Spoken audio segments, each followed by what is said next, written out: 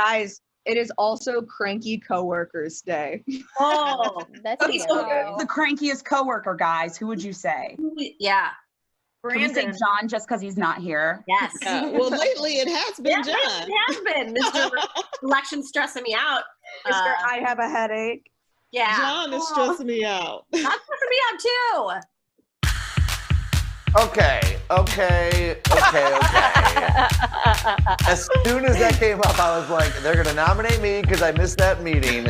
And I just had 3 antacids because I'm getting stressed out about the election again today. So you have 7 more days. You got to learn how to meditate. You got to take it in, let it out, de-stress. Yeah. And it's not just because you missed the meeting, John. Well, thanks, guys. I appreciate it. I will We're try good and wear a happy friends. face. We're good friends because we actually say it to your face. That's true. Yes. You've had no problem translating in COVID from saying it to my face to saying it to my Zoom face. So that's been great, guys. I appreciate We're that. helping you build a better John. That's all. There you Yes, go. yes, I love it. Well, as John is stressing over the election, we know the election day is just a week away. That's right. Now, one name that isn't on the ballot is Cook County Board President Toni Preckwinkle. She's halfway through a 4-year term, but she joins us now to chat about the election and so many other things. And I wanted to ask you, President Preckwinkle, right off the bat, COVID numbers continuing to spike here in the city and throughout Cook County. How worried are you about this latest surge in our area? Ms. Preckwinkle, can you hear us? Yes, I can hear you. Can you hear me? Yes, I can. We got it. I'll ask my question again. We're about a week away from the election, but COVID is at the top of a lot of people's minds right now with spikes in Chicago, Cook County, really statewide. How worried are you about this most recent surge?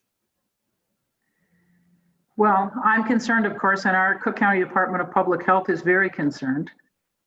As you probably are aware, on Monday they released new guidelines, and we're, just as the city has, ending indoor dining as of Friday and closing bars and restaurants early. So, yeah, it's tremendously concerning. Certainly. Well, you just released your budget for fiscal year 21.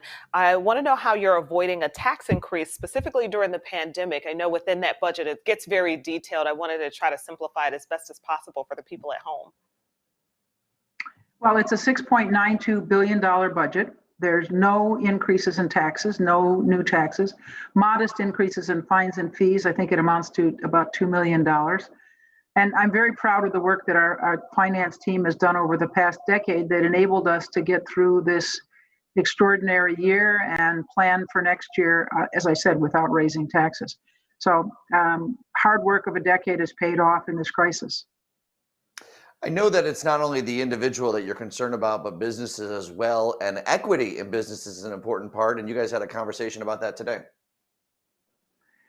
Yeah, so, you know, it's really important that government take the lead when we look at the inequities in our state, in our country, in our county, and we've tried to do that with our procurement process. And we had a forum this afternoon on that very subject with some female and minority entrepreneurs and our own contract compliance staff, Eddie Olivari. And I hope that folks had a chance to see it. One of the things I wanted to ask you about, because there's so many components of this budget, I know it's not an easy job to compile it. Healthcare access, you're talking about violence, crime prevention, economic development. And of course, when you talk about the crime prevention and the justice reform, I saw that $20 million was going towards justice reform. What is that $20 million going to go to? Can you share any specifics with that? Because I think the electorate has certainly been interested in that at this particular time. Well, actually, we're making more than $100 million in investments in equity. Last year, we gave our healthcare system $83 million for its operations. We also pay all their bond debt, we pay all their pensions, we pay all their settlements. But we increased our operating support by $40 million.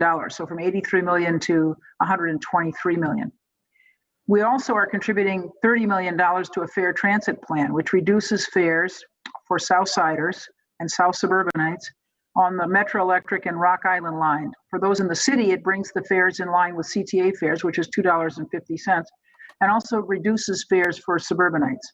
Because we found that that part of our city and our county, the South Side and the South suburbs, were less well served by public transit than other regions. So increased our investments in public health, started a fair transit pilot with Metro Electric and Pace for $30 million this year. $20 million, as you said, goes to additional investments in our criminal justice reform initiatives, and that's violence prevention, anti-recidivism, and restorative justice. And $20 million goes to the Bureau of Economic Development to support small businesses, gig workers, and social service agencies that support those in need in the South suburbs. So our total equity investments, even in this extraordinarily difficult time, are about $110 million. Okay. Well, President Preckwinkle, thank you so much for breaking that down. I do wish we had more time, but I also know you and your team have been very busy right now. So thank you so much for the time you gave us. Well, thank you very much for inviting me. I'd be happy to return anytime. Thank you. Make sure you check out We'll hold you President to that. Preckwinkle's social media and a lot of resources they have there. Yes, John, for sure. And of course, check out cookcountyil.gov. They have a more detailed report of the budget if you're interested in checking that out. Let's send it over to Brandon. All right, guys, news you need to know. Brandon Pope here. Governor J.B. Pritzker, we just talked about it. He is shutting down indoor dining in Chicago due to the uptick in cases of COVID-19 here in Illinois and around the city. Also, hospitalizations and the positivity rate also going up. It's going to be enforced on Friday. Also, Philadelphia, they are bracing for more protests and violent clashes tonight after police shot and killed a black man Monday. Police claim Walter Wallace had a knife. At least 10 shots can be heard in the video being fired at him. And NXIVM cult leader Keith Rainier has been sentenced to 120 years in prison. Followers claim the 60-year-old forced them into being sex slaves and even branded them with his own initials.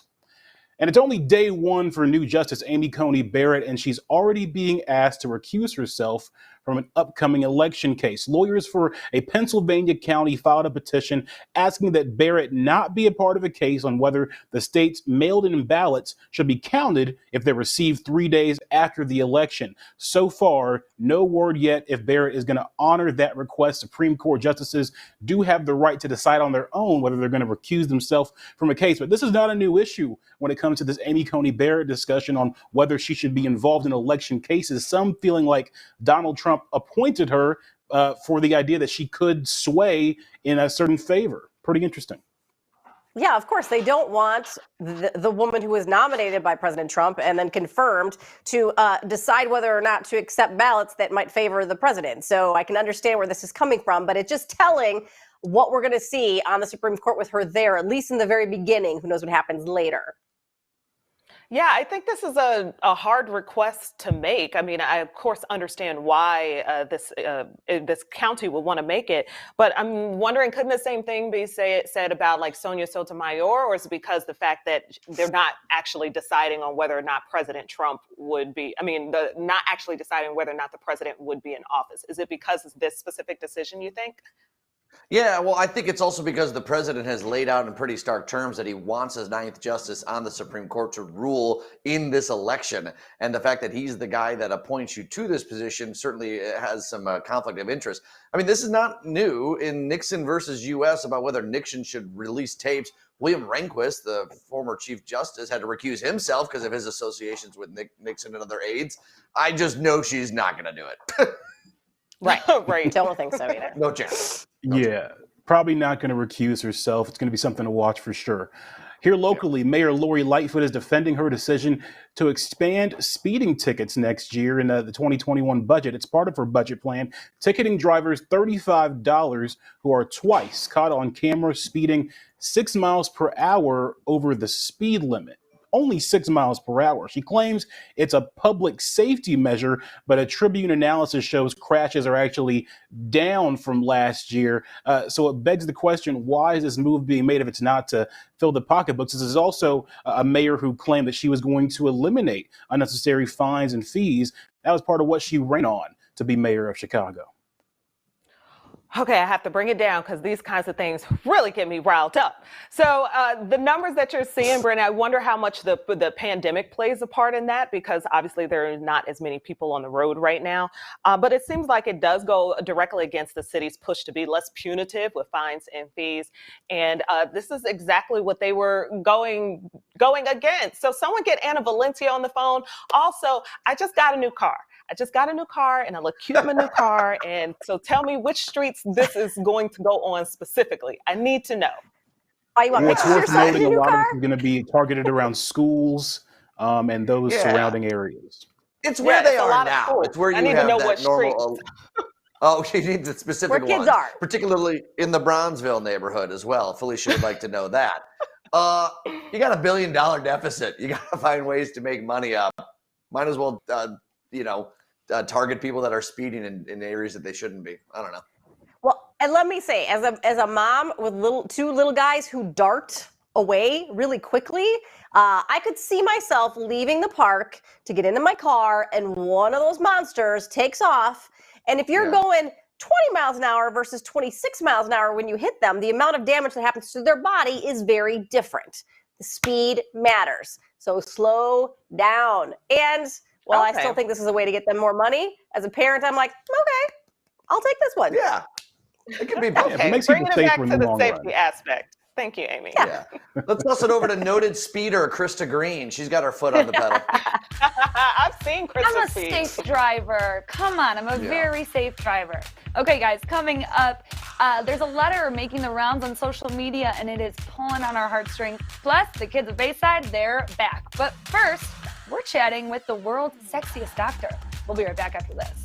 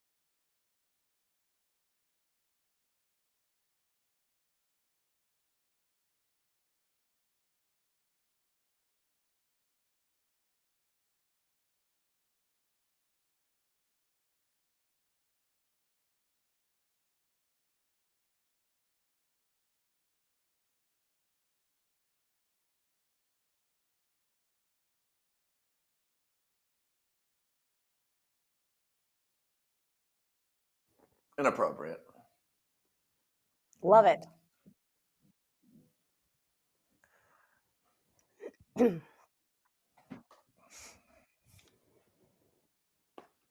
Okay, he has traveled all over to help with exotic animals. Now he's documenting his adventures and life lessons in his new memoir, Worldwide Vet.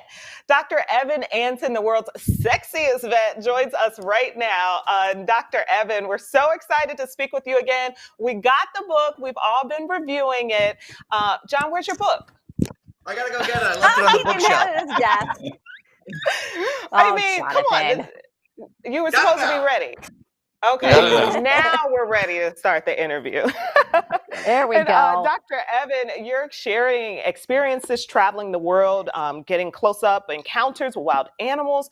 What are you hoping that your audience is able to take away from this book?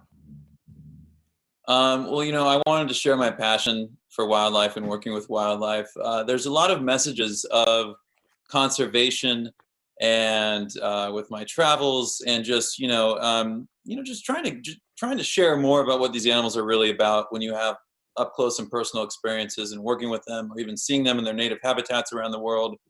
And just trying to get people excited about that and hopefully have a mind for conservation, not necessarily in a big way in changing their lives about it. If they do, great, but even if just in the small ways they can make simple, easy basic choices and changes that can better our planet's wildlife. What I like about parts of this book is, learning about you early on. It sounds like you made a few mistakes in your life with animals that kind of helped you appreciate them more. Absolutely. So I might make a mistake here in a second. I've got my snake with me. Hello. Hello. Who's that? You just act like that's normal. This is a mangrove snake. And this is not a species I'd recommend as a pet. This is a rescue. And she's oh my god. Yeah. Oh my god. That's a kissy. Or she's smelling us. I can't tell. She's not as friendly as you guys remember Dolores the tortoise? Yeah. How could we forget? She was so friendly. This snake is the complete opposite. It's she's a little different. Anyways, is it venomous? Actually, this is the only pet I don't have a name for. I've never named her. Let's name her right now. Yeah, let's give her a name. Attack snake. Attack snake. Biting Oh, Jesus. Wait, is she biting you? She just tried bit to. you. What is happening live on television? Yeah, oh my gosh. Do you want to put her down? She might lunge here any second now. Okay. Do you want us to take you off screen for a second? Should we be quiet? Totally fine. She's not close enough to my face to hit it, but she's okay. Scoping. Are you okay? And do you need help? I think I'll be okay. Don't worry. I've handled Blink much twice if deadlier- you're scared. Yeah. Okay. Did she get you? Is it venomous? No. Oh, dude, she's mad. Yeah. Okay, she gets no name from us. No name. At least not no here name to and say no on concern TV. for you. Oh, Dude, she's mad. Okay. Evan. Just calm me down. So she's nocturnal, and usually she's really mellow during the day. I don't know why she's so worked up right now, to be honest. You're like so Alicia. calm. She's resting on my laptop on my mouse pad right now. So Leave nice and her warm. there. Let's just leave her there. we'll just leave it there. Yeah. So yes, to answer the question, yes, I definitely did things in my early years and seeking working with wildlife and whatnot that I would not do today. Or except like right now. Oh, that's so cute. That is not the same snake. Yeah. So when you have moments like what we just saw, does it ever make you second guess the line of work that you've gone into? Oh, and to be honest, like snakes are some of my favorite animals. So I actually personally love working with venomous snakes and dangerous snakes. And this is not a dangerous snake species, but no, that's something I kind of live for. I really, really love it. So if anything, it just kind of reinforces that, I guess. I feel like you got still and you're still talking and you're talking calm and you're not moving a whole lot. Is that for the snake's benefit? Yeah, so the snake is literally resting her head on my laptop, and then I've got her body. I'm going to move slowly so she doesn't try to stick. I just kind of gently have the body right here. I mean, you don't have to do anything extra on our account. I'm just saying. No, we are okay. We want you to make sure you come back for another interview. Yes. Right. No, but seriously, No, do you need a Band-Aid after? How bad are these bites? They're really not a big problem. I mean, technically, this is one of the few mildly venomous snakes in a family of snakes that's traditionally non-venomous. But it's unless you have a weird allergic reaction, it's really nothing to worry about. I promise you guys. I don't have like a cobra here. It's Okay, it's good. not. My stomach is in knots. Yeah, we're all Sorry. stressing for You're you. so calm. I know. See, you should be a human doctor too, because like now I want to actually go tell you all my problems. Oh, God. Yeah, no, that's hilarious. No, I mean, listen, like I said, I've worked with much more legitimately deadly, dangerous snakes, and this just isn't one of them. So I can. Where's I can the hold my own. tortoise? Bring the tortoise back. The tortoise was nice. No, The we gotta tortoise get the was horse back sweet. in there. She was so kind. She didn't go too fast. She moved slow. We like that. Yeah, she was different. Well, Here we go. Okay. So before you let's get bit in the throat, we're gonna make sure that everyone knows that you have a new book out. I do. Yes. That, So today's like yes. the most exciting day. World Wild Vet. It just released today. You know, people have been able to Today. pre-order it for months now, but October 27th today, it is out. Oh.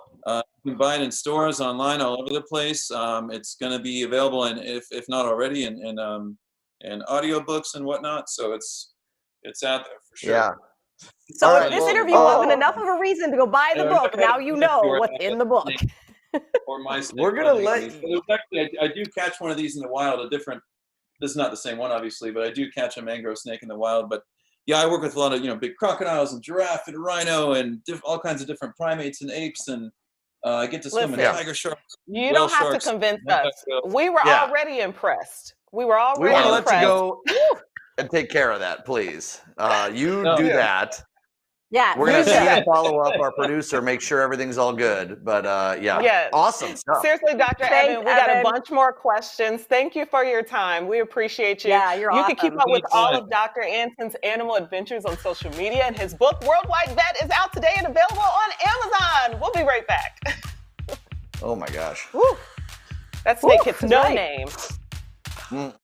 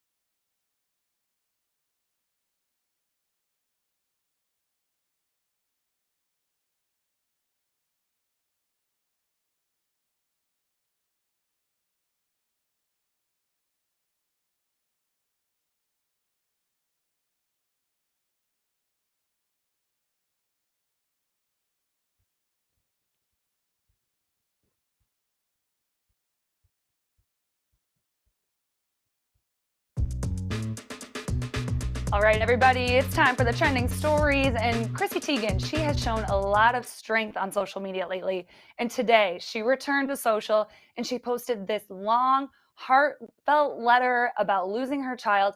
And it is worth the read. It looks very long, as you can see as I'm scrolling here, but she basically says she's grateful for the outpouring of support her family has received since she posted about the losing of her child. She even expressed how little she cares that people hated the photos that she took in the hospital room. I found it so transparent, so strong. I mean, she really went for it in this and she's pouring herself out. Like I said, it's worth the read. You can check out all of that on Medium. All right, moving on. Gwen Stefani and Blake Shelton, they are finally engaged. So they posted on social media, each of them to their own accounts. This is from Blake's Twitter, and he said on Twitter that Gwen saved his 2020. How cute. And I mean, these two, they've been together for 5 years. This proposal brought to my attention that half the people didn't even know that they weren't engaged. Sometimes people thought that they were already married. So congrats to them. And new trailer for Saved by the Bell reboots out. Take a look. Yo, Mama. Sorry, Dr. Mama. How do you think this year's gonna go for these new students? I'm psyched. You excited for the first day of school? Okay, guys, this doesn't look half bad. That's what fans are thinking. I know at first people weren't so pumped about it, but Mario Lopez, he looks good, yeah? Yeah, he's always looked good. He has aged very well. I am excited. I don't care if it sucks. I will watch every minute of it because it is part of my childhood. I want to soak it in and feel young again.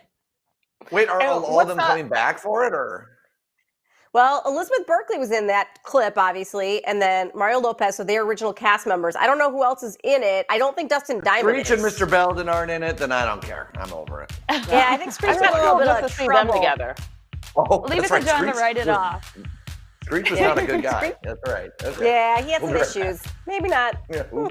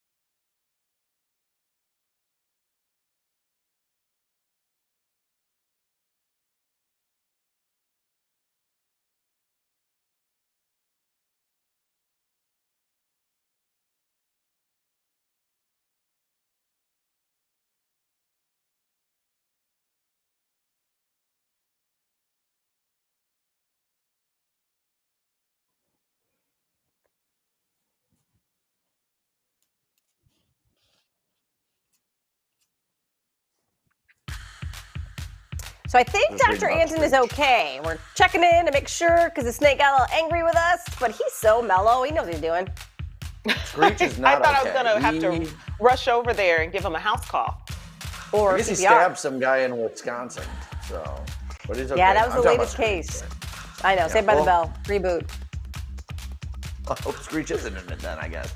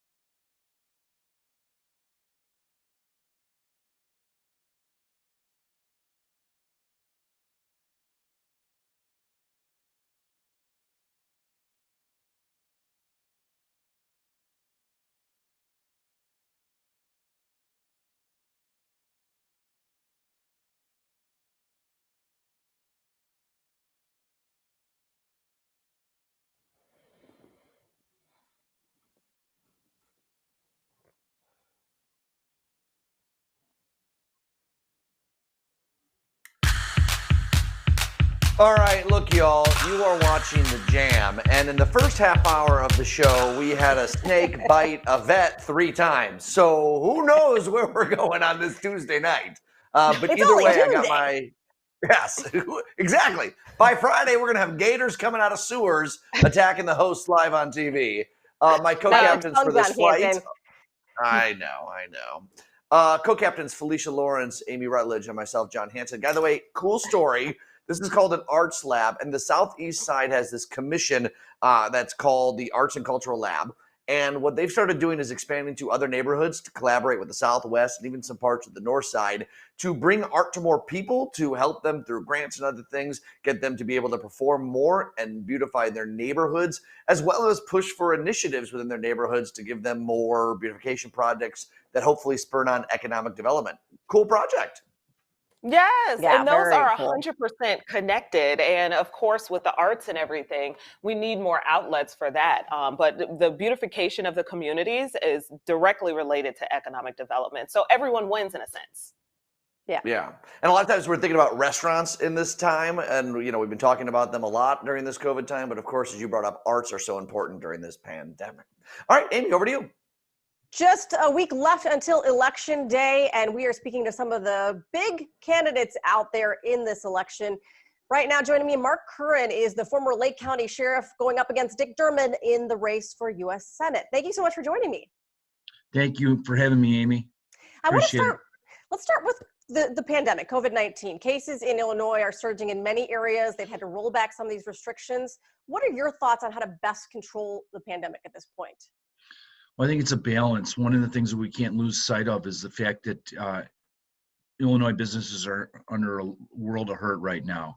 And when we come out of this, a lot of them are not going to reopen. And I'm talking to businesses all the time, and they say that they're getting out of the state. They just can't take it anymore. So we obviously, it becomes a balance. How do we protect people?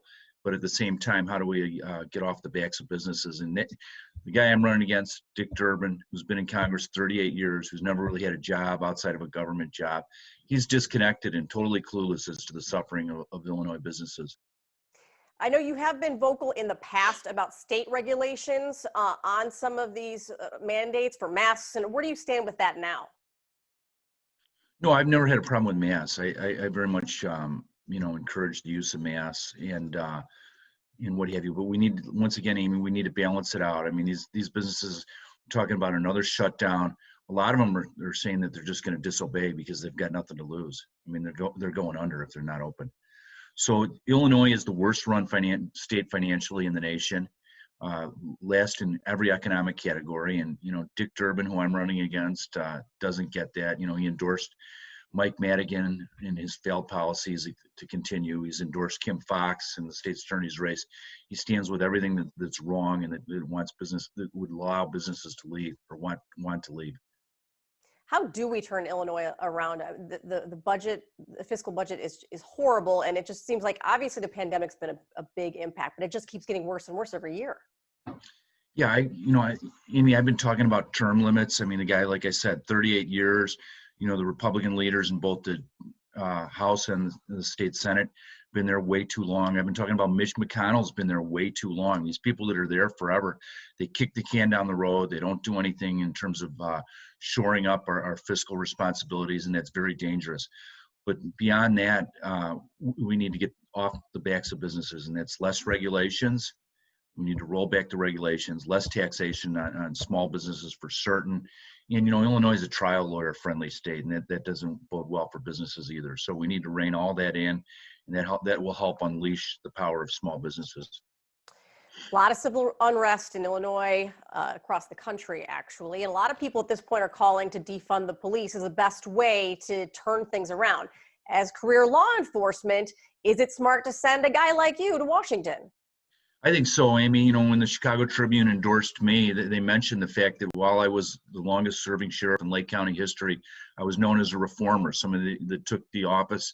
And when he received it, the office had a lot of problems. I transformed the office, achieved state and national accreditation, and really raised the bar in diversifying the office and making it a an office that we could all be proud of. I can bring that same mindset to Washington. I was under budget 12 years in a row as sheriff. I gave back money every single year.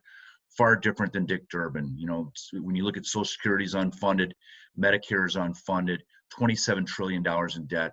That guy that's been there for 38 years hasn't sounded the alarm, has voted for every debt ceiling increase and every tax increase. He's the responsibility.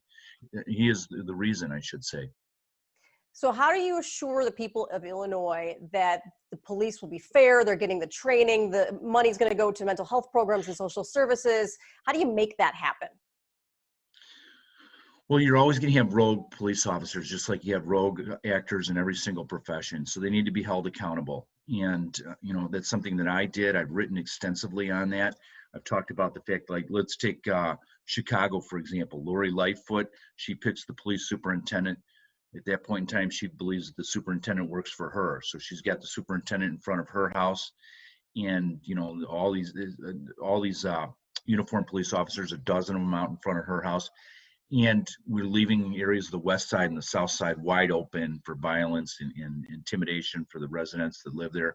So that's all bad. So we need to get that superintendent or that chief of police away from the big city mayors and away from the city councils and village boards, and allow them to do their job. Mark, thank you so much for taking the time out. We really Thank you, Amy. appreciate Thank it. you for the opportunity. Really appreciate it.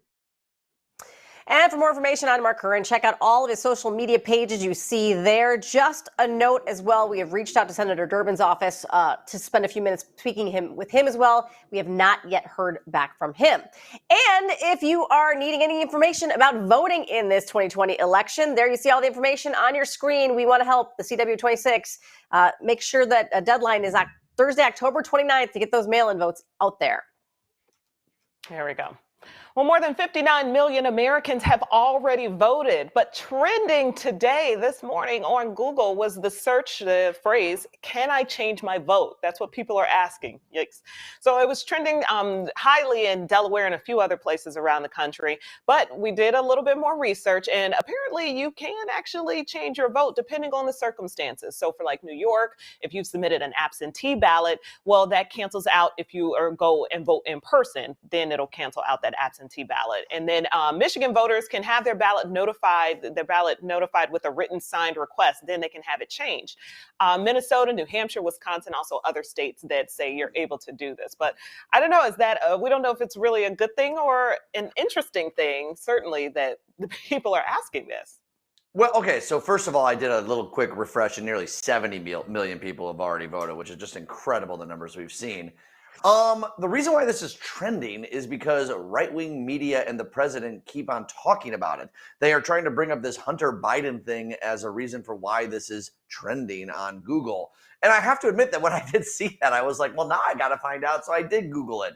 This is not necessarily saying that a bunch of people, there's this huge movement out there of everyone wanting to change their votes. I think people have made up their minds. But I guess it does make sense in certain ways. If you're voting a couple weeks before the election, something major happens, having a mechanism to change it, I don't think is the worst thing.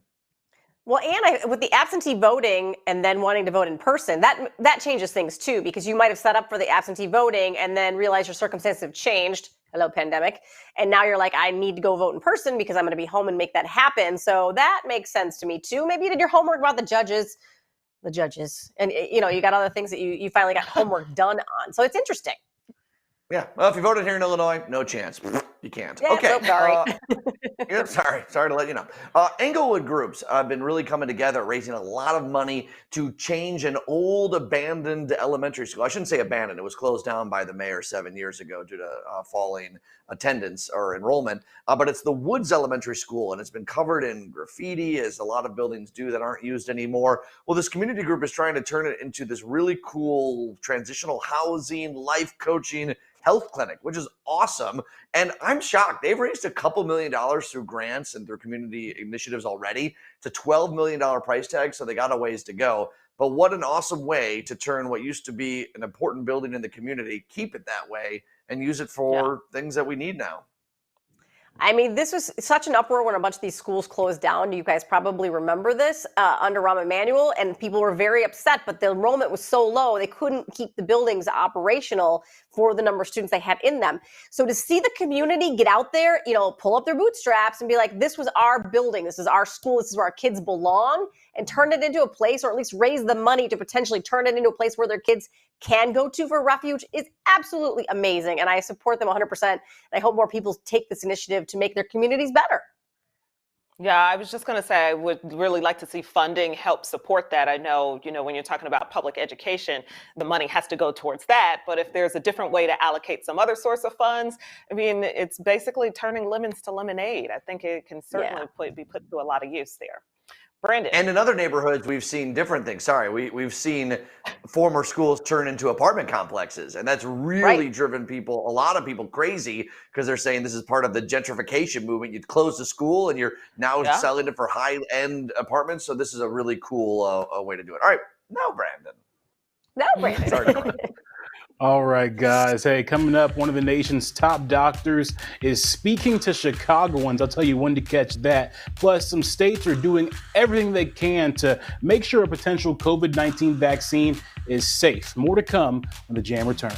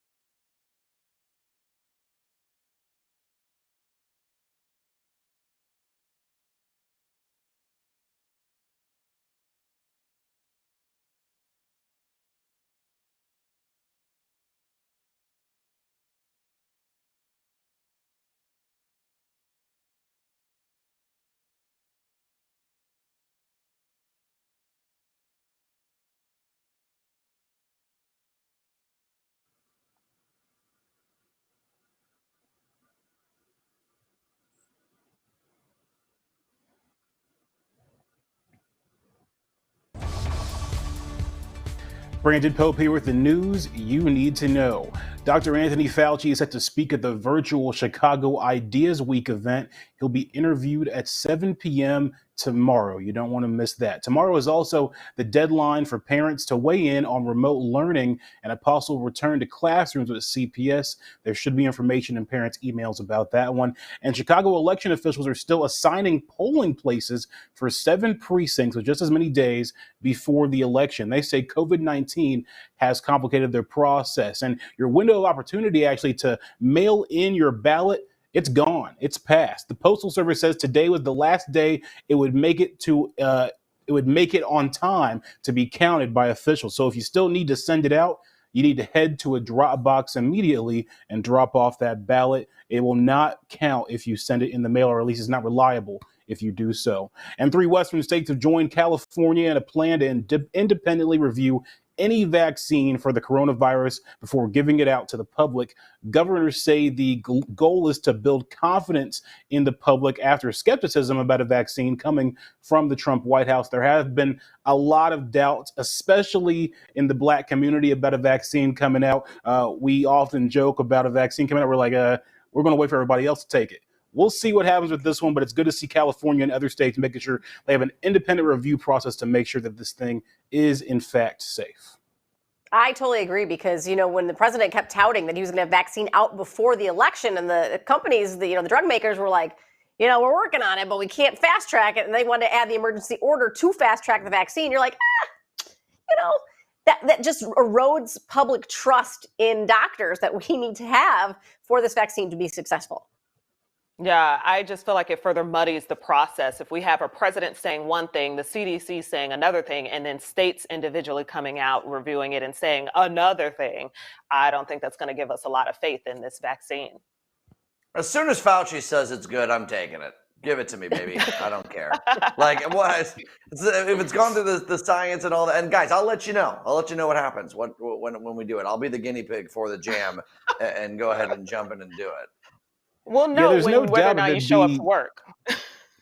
And there's no doubt there would be, a doubt about, a vaccine being touted by Trump. This is a president who talked about injecting bleach into his arm, saying that would kill the virus. So you got to be skeptical of anything that he would say would be a possible vaccine. So it's good to see some checks there for it. Yeah. And let's just bring up the flu vaccine, because how many people actually get the flu vaccine? Right? So we need to make sure people understand that this is a good thing to get. Get your vaccines, especially this year, flu included. Brandon, John, Felicia. Felicia's a good girl. Do not get Amy started on her flu vaccine soapbox.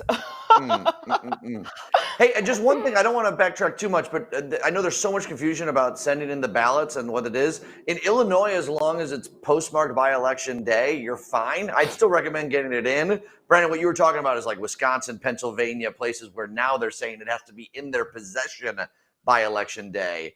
So if you, I'd still recommend everyone get it in. I agree. Yes. I'm just saying that in Illinois, the law is, and it's not being challenged, that as long as it's postmarked by election day. Because even things that aren't ballots are messing up in the mail right now. You ain't wrong. True. You ain't wrong. That's true. Wrong. Okay. All right. Hey, Krista. Hey guys, all right, up next, we are talking all things spooky with the cast of the CW Swamp Thing. But first, here's a look at your forecast for tomorrow. We'll be right back after this.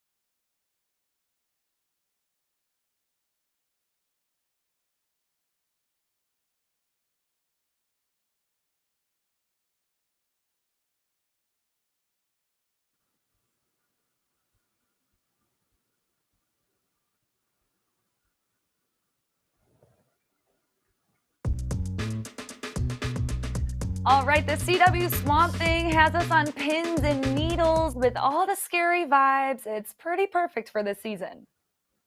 Yeah, it's a pretty chilling show indeed, especially the way they shoot it. We actually caught up with stars of the show, Crystal Reed and Virginia Madsen, asked them what are some things they like to do to get into the Halloween spirit.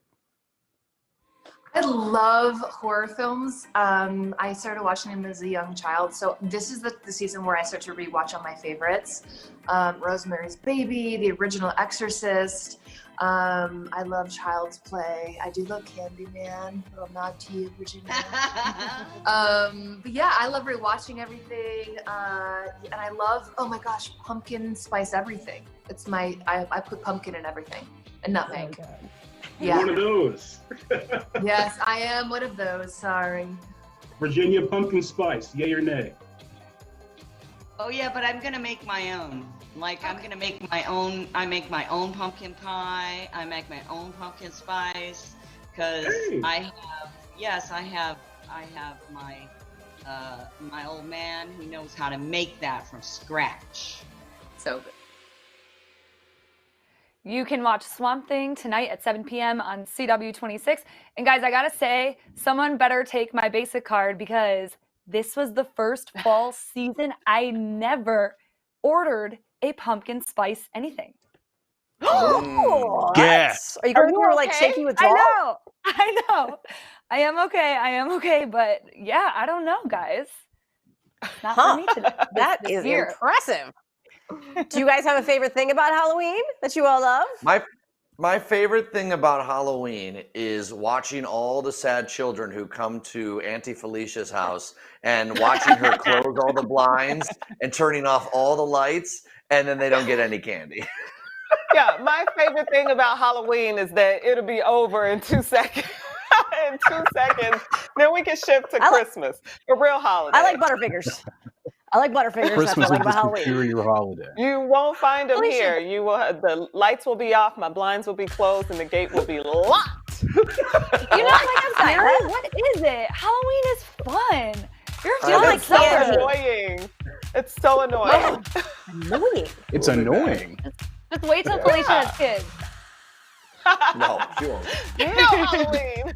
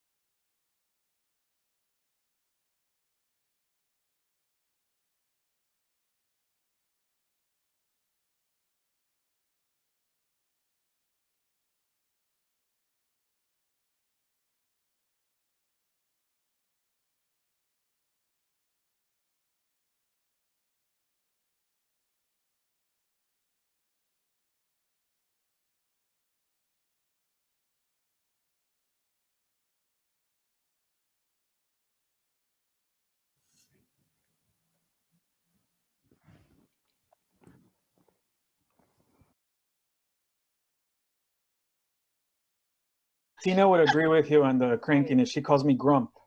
Oh, I do. I call him Grumpy every day. Like it's like the dude version of RBF. Is that what it is, Carlos? I'm just grumpy, I guess. It is RBF all the way. All the way. Okay, time to go deep on a topic or dish about ourselves. Let's get into deep dish. All right, guys, we are going to play a little game for Deep Dish today about the one song that when you hear it, you cannot get out of your head. We're going to roll song by song, and the rest of us have to guess whose song it is. All right, let's kick it off with the first one, Daniel. That's Brandon. Feels No, like I John. think that's Krista. I don't know this song. I think that's Krista. It's a little Probably old for Amy. Krista. I think it's Amy. I don't know. I'm going to go John. Okay, What's the who is it? consensus? Yeah, who is it? Who is it?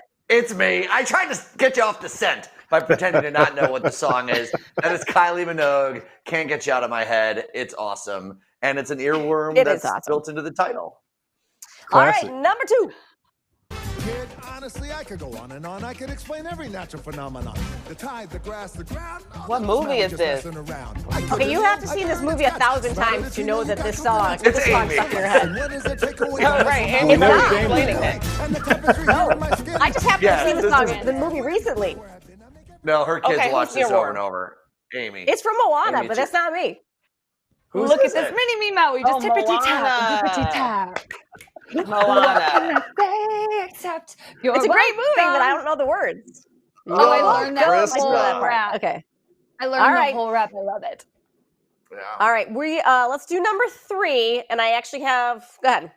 Because you know I'm all about that bass, no trouble. I'm all about Oh, this is Brandon. that bass, no trouble. Yeah, No. Brandon. Felicia Lawrence. Why you laughing No, like hold that? This is Megan Trainor, right? Yeah. There's only one white girl left who hasn't had her as guest yet. That's Amy. Good point. Good point. No. Oh, who is it? Brandon. He's like, oh, one of the two It's black Brandon. people. Which one? It's not me. Felicia. Is it Felicia? It's me. What? Are you kidding me? It's me. Megan Trainor. All of her songs are super annoying and super catchy. cute and catchy at the same time. Yeah, I'm totally with you. That was a good one. That's actually. true. We're not thinking of a favorite song. It's Earworm. Okay. Catchy. Right. Yeah. All right, let's go to the next one. Good point. Brandon or Amy? I'd say this is Brandon. I don't even know who This is this definitely me. This is my jam. From Beyonce's album.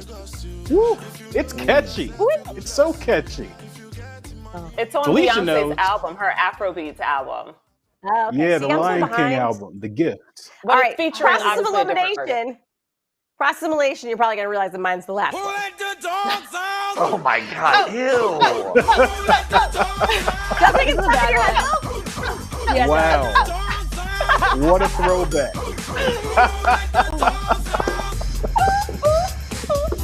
You're going to be singing it the rest of the night. Yeah, thanks, Amy. Well, this is disgusting. I hate that song so much. Right. Why? And now you're going to be singing That it. was fun. It's not even about dogs. It's that got a one or deeper Mambo meaning. number 5? Wait. What's it Wait, about if what's it's the not about deeper dogs? meaning? It's about women in the club. You know what song Are they I love? The outro song. That'll get in your head. Oh, we're just gonna do this. That's a Rickroll. Ah, we'll say